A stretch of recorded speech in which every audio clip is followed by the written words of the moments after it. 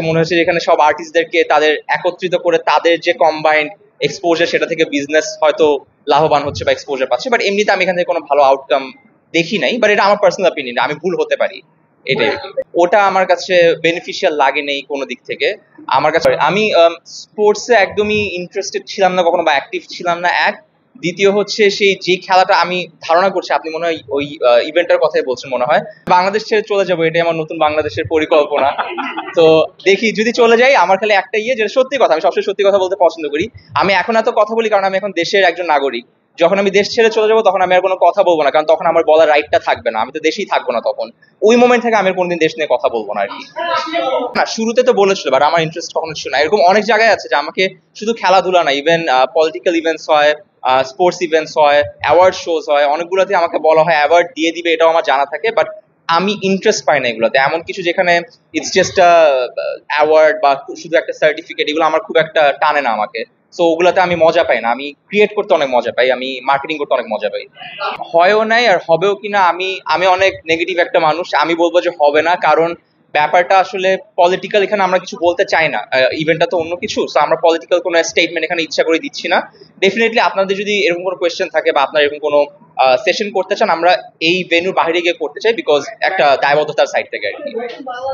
Normally আমার যায় আসে না, মানে আমি অনেক বিজি একটা লাইফস্টাইল লিড করি এবং আমার ভাল লাগে, এই কষ্টটা করতে ভাল লাগে।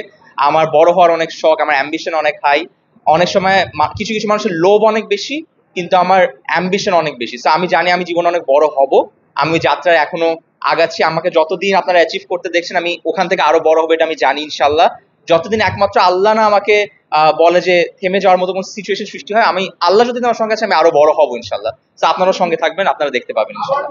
আমার তো মানে আর্টিস্টরাও যে কোনো, আমার মনে হয় যে আর্টিস্টরা অ্যাকচুয়ালি সবচেয়ে আরামের কাজ করে। ইন সেন্স আমি বলতেছি যে আমরা যে আমাদের শখের কাজটার থ্রুতে কায়িক পরিশ্রম থাকে, গরমও লাগে, হ্যাঁ, বাট তারপর আমার কাছে মনে হয় যে এই গরম, এই কায়িক শ্রমটা আমার কাছে কখনো কষ্টের মনে হয় না, কারণ ভালো লাগে কাজটা করতে।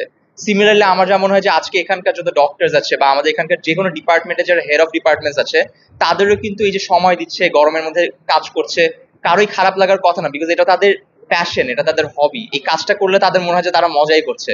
সো কষ্ট যখন ভালো লাগে তখনই কিন্তু সেই সেক্টরে বেস্ট হওয়া যায়। দ্যাটস ওয়াই আপনি বেস্ট ডক্টরস এবং বেস্ট সার্জন গুলোকে পাচ্ছেন। করে হয়, সুন্দর করে হয়। এখানে যে আমরা পার্ট হতে পারি অ্যাজ আর্টিস্ট, এটা আসলে আমাদের বড় একটা পাওয়া আর কি। আর স্পেশালি এমন একটা কিছু যেখানে মানুষের কল্যাণ হচ্ছে, সেখানে তো আসলে আরো বেশি প্রাইডও ফিল হয়, অনারও ফিল হয়। স্পেশালি এমন একটা জায়গায় যেখানে বাংলাদেশের মতো একটা দেশে, যেখানে অনেক জায়গাতেই মানুষ আমাদের মানুষই কিন্তু আমাদের নিজেদেরকে অনেক সময় মুড ছিটকায়, সেখানে এমন একটা বিজনেস হচ্ছে যেখানে শুধু বাংলাদেশেরই বেস্ট না, ইন্টারন্যাশনাল একজন বেস্ট সার্জন থেকে শুরু করে, একজন ইনভেন্টর, একজন সায়েন্টিস্ট থেকে শুরু করে, তারা এখানে আমাদের চিকিৎসা করছে। It's a very big achievement for Bangladesh as well, not just the industry, পুরো কান্ট্রির জন্য একটা বড় অ্যাচিভমেন্ট আমি বলবো। সো অনেক ভালো লাগছে এই জিনিসের স্টার্টিং এ একটা পার্ট হতে পেরে। আমি বললামই, আমি সবগুলোই বলবো, আমি আপনাকে ঠোঁট কাটা জবাবই দিব, কিন্তু আসলে আমি আরেকজনকে আরেকটা বিজনেসকে আসলে অ্যালার্টে দিয়ে আমি ওখানে জবাবদিহিতা করতে চাচ্ছি না। আমি ওদের জন্য এখানে আমার একটা দায়বদ্ধতা আছে, তাই আমাকে রাখা হয়নি, ডাকা হয়েছিল, আমি না করে দিয়েছি। যেটা বললাম একটু আগে, যে অনেক জায়গাতে আমার ইন্টারেস্ট পার্সোনালি থাকে না বলে আমি না করে দিই। এমন না যে আমি কাউকে হেট করি, ওরকম কিছু না। আমার জাস্ট পার্সোনালি পছন্দ না জিনিসগুলো। অন্যায়ের পরিমাণ কখনোই কমে নাই, সো বাড়ার চান্স নাই এখানে। অন্যায় সবসময় হয়ে আসছে, হবে। ডিপেন্ড করে, সিচুয়েশনের উপর ডিপেন্ড করে। আমি আমি তো জানি না, আমি তো প্ল্যান করে নামি না, এটা তো হয়ে গেছে। প্ল্যান করে নামি না, না, আক্ষেপ না।